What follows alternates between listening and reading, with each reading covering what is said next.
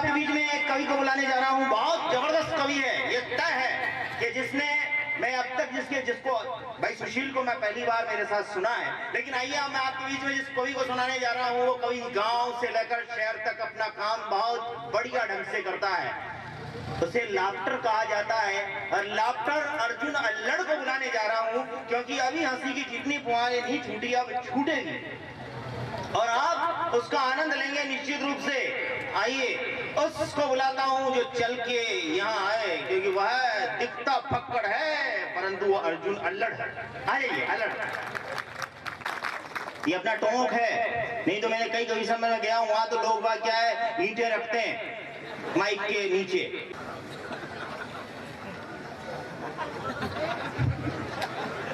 माँ सरस्वती को प्रणाम करता हूँ। मंच पे विराजमान सिद्ध प्रसिद्ध कवियों को प्रणाम करता हूँ। आप सभी श्रोताओं को प्रणाम करता हूँ। आप सभी कवि सम्मेलन सुनने आए हैं। आप सब ध्यान से सुनिए, मस्ती से सुनिए, आनंद से सुनिए, ध्यान से ऐसे सुनिए जैसे किसी छोरी के मांडे में हिंदुस्तानी बाप सत्यनारायण भगवान की कथा सुन रहा हो। मैं एक भी लक्षण की बात नहीं करूंगा। मैं पहले बता देता हूं कि जैसा मैं दिख रहा हूं, जैसी मैं हरकतें कर रहा हूं वैसा ही मैं हूं। बीड़ी पी के नुक्कड़ पे बैठ तेरा किया रे, तो कोई टेंशन वाली बाबा साहब को प्रणाम करता हूं। मंच पे बड़े बड़े कवि हैं, उन सबको प्रणाम करता हूं। आप सब सोच रहे होंगे कि हमने तो कवि बुलाए थे पर ये आंकले भागले खा से उठ के आ गए। तो मैं बता दूं कि कवि ऐसे होते हैं, कवियों की कोई खास पहचान नहीं होती है। ये प्रदीप पवार जी तो ऐसे लग रहे जैसे मेले में सांड खरीदने आए हो। और अपन जो सांड ही खरीद रहे हैं, बड़े टैलेंटेड है। मुझे लगा, मुझे पता नहीं था कि नारकिया यही बंधा हुआ है। मैं तो यहाँ आके पकड़ में आया। ये बड़े टैलेंटेड है साहब। अभी आए तो कहने लगे कि चलो कोल्ड ड्रिंक पिलाते हैं तुम्हें। हाँ, मैंने कहा ऐसी ठंड में क्या जमाओगे? और कि नहीं नहीं, झेर से झेर कटता है। तो मैंने कहा कि मान लो किसी को सांप काट ले तो उसको क्या एंडोसल्फान पिलाओ? ये बड़े टैलेंटेड है। एक कवि सम्मेलन में गए तो भैंस ले आए। घर पे आके भाभी जी ने कहा कितने मिले? तो कहा ये भैंस लाया। तो कहा मैं भी तो सही। अरे कि वो वाली बात नहीं है। तो भाभी जी ने गौर से देखा, अरे कि तुम वास्तव में पागल के पागल, ये काणी भैंस ले आए। तो ये वापस गए और वापस जाकर के कहने लगे उस भैंस वाले से कि अरे भैया ये भैंस तो काणी है, इसको वापस ले। तो सामने वाला भी इनका समझदार निकला, इनसे ज्यादा भारी निकला। तो उन्होंने कहा प्रदीप जी आपको दूध निकालना है कि इस भैंस के साथ नैन मटक के करने हैं?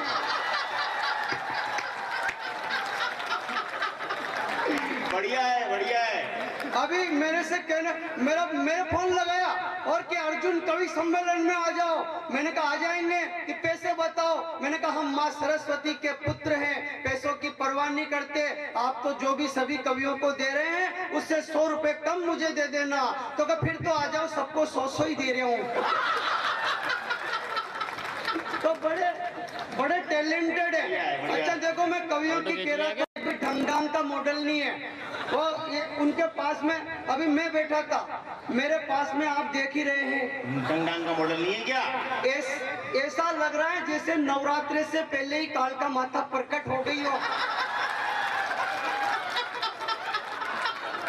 उधर मैं, बीच में वो, नहीं इधर नरेंद्र जी बंजारा।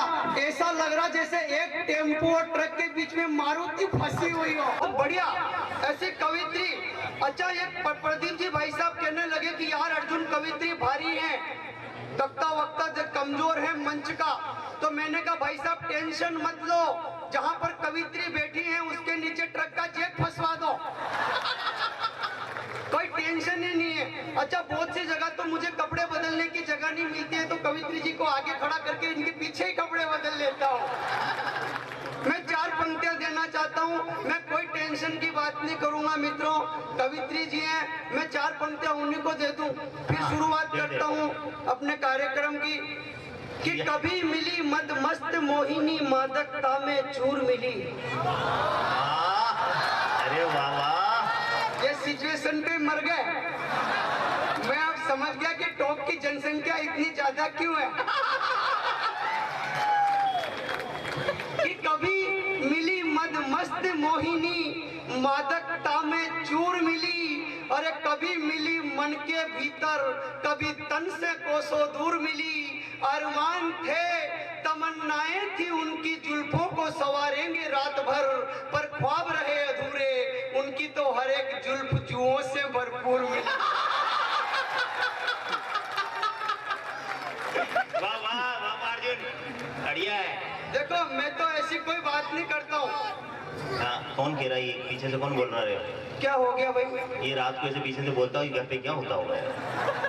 नहीं कोई दिक्कत नहीं ये है। पर्दे, अरे पर्दे के पीछे कौन देख रही है? अरे पुलिस वालों से आग्रह है, ये पर्दे के पीछे जितने बच्चे पैदा हुए हैं उनको संभालो।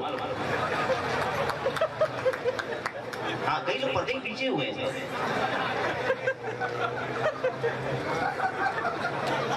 चलिए हाँ अर्जुन। तो ये तो प्रदीप जी भाई साहब है। बस स्टैंड पर मैं प्रदीप जी भाई साहब के साथ में खड़ा हुआ था। दो लड़कियां सामने खड़ी हुई थी, जींस पैंट पहन करके टिप टॉप।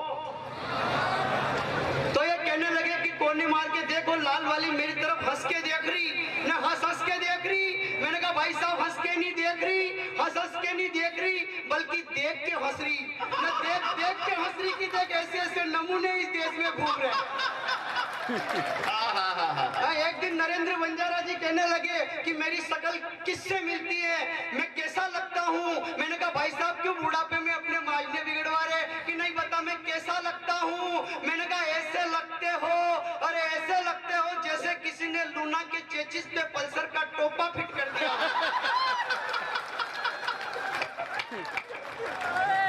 मैं एक भी डंडांग की बात नहीं करूंगा, मैं आपसे कह दूं, क्योंकि आइए मैं आप सब विशेष हैं, ये सारे के सारे अवशेष हैं, ये अपन आत्म कलेश है। क्योंकि लखन की बात अपन करते ही नहीं है। मैं किसी नेता पुलिस की, हिंदुस्तान पाकिस्तान की, धर्म कर्म की बात नहीं करता। ये सारे के सारे कवि नेता पुलिस की, हिंदुस्तान पाकिस्तान की, धर्म कर्म की बात करेंगे, क्योंकि ये कवि धर्म कर्म के कवि हैं, अपन तो क्रिया कर्म के कवि हैं। अच्छा ऐसी बात, ये सारे कवि पढ़े लिखे हैं साहब, ये इंजीनियर साहब, वो मार साहब, वो डॉक्टर, वो क्या, अपन पढ़े लिखे नहीं है साहब। ऐसी बात करने के लिए पढ़ा लिखा होना जरूरी होता है। ये सारे के सारे स्कूल जाते थे, अपन पहुंचाए जाते थे।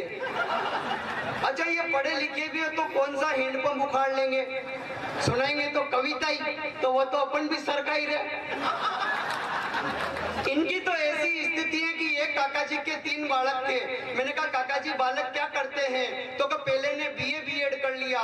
मैंने कहा वाह। मैंने कहा दूसरे ने एमए एमएड कर लिया। मैंने कहा तीसरे ने, तो तीसरा चोरडा है। अरे मैंने कहा चोरडा, तो उस चोरडे को बाहर क्यों नहीं निकालते? कि नहीं निकाल सकते। मैंने कहा क्यों? क्योंकि घर का सारा खर्चा ही वही चला रहा। तो ये सब पढ़े लिखा होने की कोई टेंशन वाली बात नहीं मित्रों, आप तो आनंद लेना। मैं आपकी मस्ती की बात करता हूँ कि दिल धड़का कॉलेज में धक धक इलू इलू आम हुई। ये बात कॉलेज वाले सुन, ये वाह वाह करो भाई साहब आप भी। ये तो ऐसे बैठ गए जैसे जोधपुर की जेल में आसाराम बापू।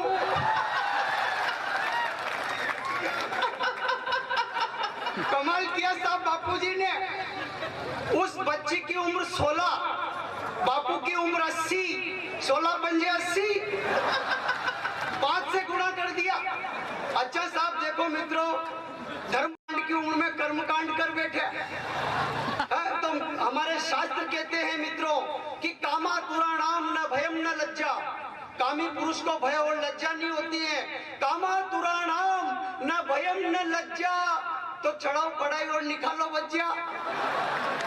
ऐसा हो गया मित्रों। तब 4 पंक्तियां कहना चाहता हूं मैं इस मंच से, मां सरस्वती के मंच से, कि कर बैठे भूल वही वही जो अक्सर नादानी में होती है, कर बैठे भूल वही जो खासकर जवानी में होती है। अरे उपासना की उम्र में वासना की भूख हो जिनको, ऐसे संत महात्माओं की जगह चुल्लू भर पानी में होती है।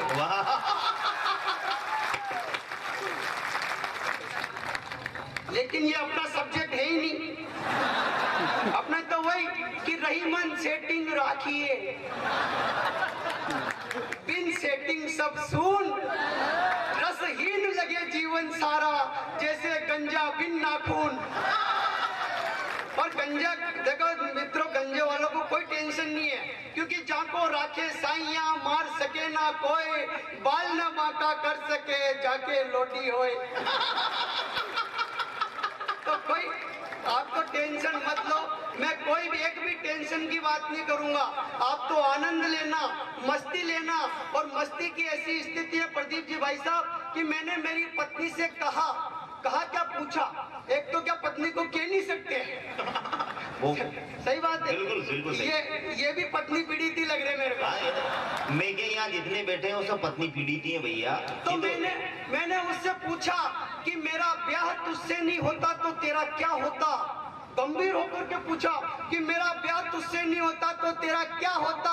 तो वो बोली होता क्या तू नहीं होता तो कोई दूसरा मजा लेता।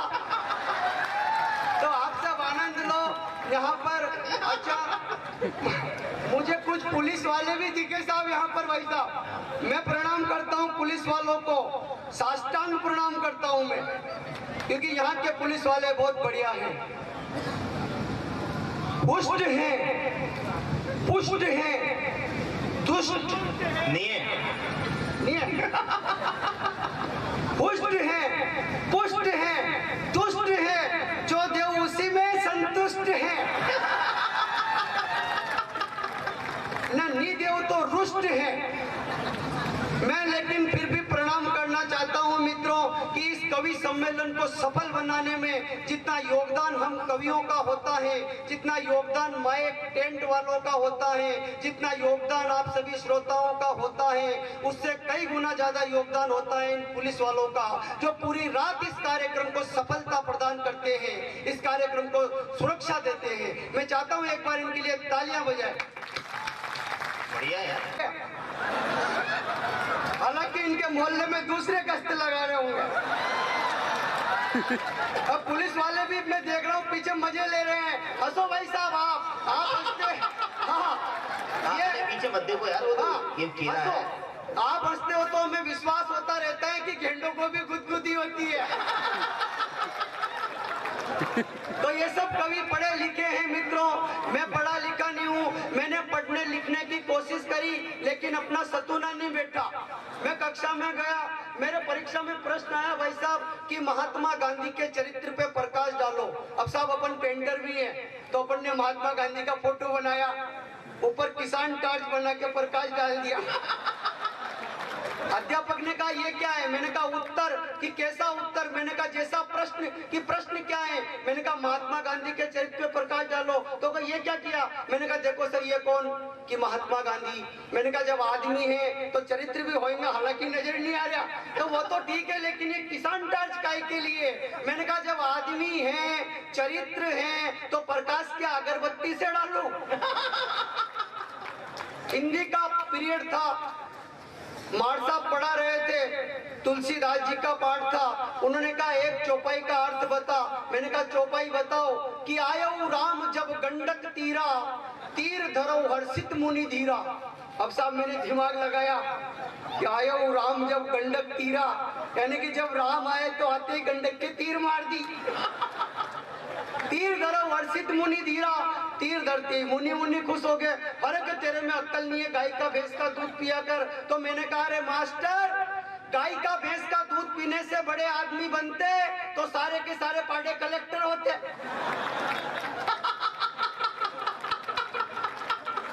सारे के सारे सांड एसपी होते। मैं तो ऐसी बात नहीं करता हूँ, मैं तो आपके कोर्स की बात करता हूँ। और वो बात ये है कि एक शेर सुनाना चाहता हूं मैं। आप एक बार ताली बजाओ।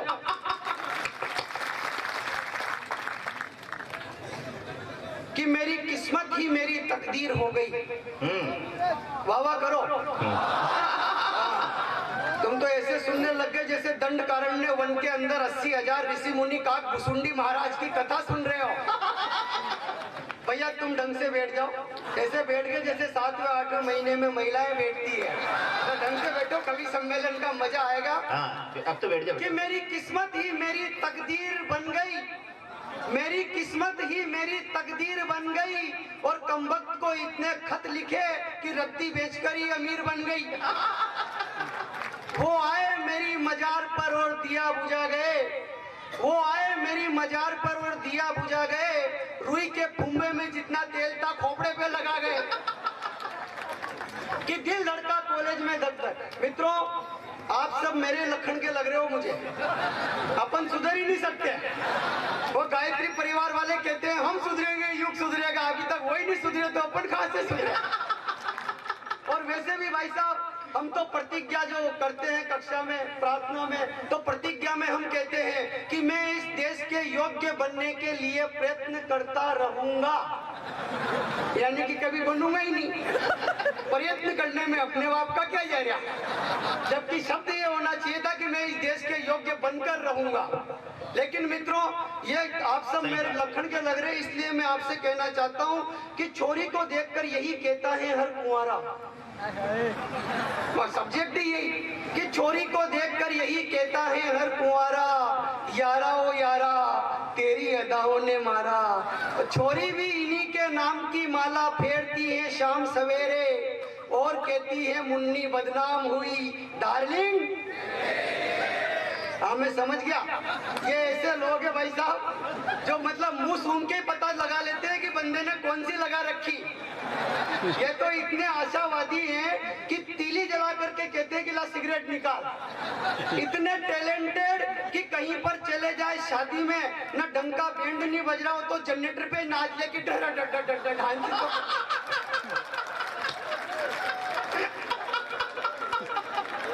बढ़िया बढ़िया, अच्छी बात है यार। कि हाँ देखो ये सिचुएशन है साहब, क्योंकि एक लुगाई जिसके छोरे का माथा फट गया, डॉक्टर के पास गई, कहने लगी डॉक्टर साहब मेरा छोरा गिर गया गाड़ी से, इसका इलाज करो।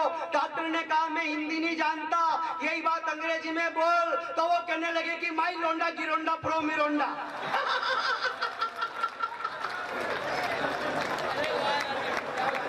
माई लोंडा गिरोंडा प्रो मिरोंडा, खोपड़ा फिरोंडा इलाज किरोंडा। तो जो आप समझ जाओ वही कविता है कि छोरी को देखकर यही कहता है हर कुंवारा, यारा वो यारा तेरी अदाओं ने मारा। छोरी भी इन्हीं के नाम की माला फेरती है शाम सवेरे, और कहती है मुन्नी बदनाम हुई डार्लिंग तेरे लिए। अच्छा प्रदीप जी, वैसा भी छोरों की ऐसी स्थिति है कि एक छोरा ने छोरी सु आख्या लड़ाई, हाँ आख्या छोरा ने लड़ाई, मजा इधर आ रहा। एक छोरा ने छोरी सु आख्या लड़ाई, तो छोरी ने मोबाइल नंबर लिख पर्ची छोरा ही पकड़ाई। छोरा ने छोरी का जब 50 रुपया को बैलेंस डलायो, तो छोरी ने छोरा का फोन लगायो और बोली कि अच्छा ही डाल तो रिजे टेम टू टेम टुकड़ो, शाबाश मारा मुर्गा। तेरी अदाओं ने मारा। हाँ, टुकड़ा। छोरी भी इन्हीं के नाम की माला फेरती है शाम सवेरे, और कहती है मुन्नी बदनाम हुई डार्लिंग तेरे। कार फांसी के फंदे झूल गए, कुकड़ा इनको याद रहा पर भजन राम के भूल गए। सभ्यता भूल गए, संस्कार भूल गए नानी की कहानी। अरे देश के शहीद जवानों को भूल गए, पर याद है इनको शिला की जवानी। अरे इतिहास के पन्नों को उठाकर देखना, उन पर जमी हुई धूल को हटाकर देखना, उनमें न मुन्नी की बदनामी है न शिला की जवानी है। धधकते अंगारों पर हजारों पद्मनियों की कुर्बानी है। अमर बलिदान है चंदन का, अमर बलिदान है चंदन का, पन्ना की आंखों का पानी है। स्वाभिमान है महाराणा का, चेतक की अमिट निशानी है। अरे भगत सिंह का त्याग है, चंद्रशेखर की जवानी है। अरे इस आजादी के हवन कुंड में जो दे गए खुद के प्राणों की आहुतियां, ऐसे अमर शहीदों की इतिहासों में अमर कहानी है। न मुन्नी की बदनामी है न शिला की।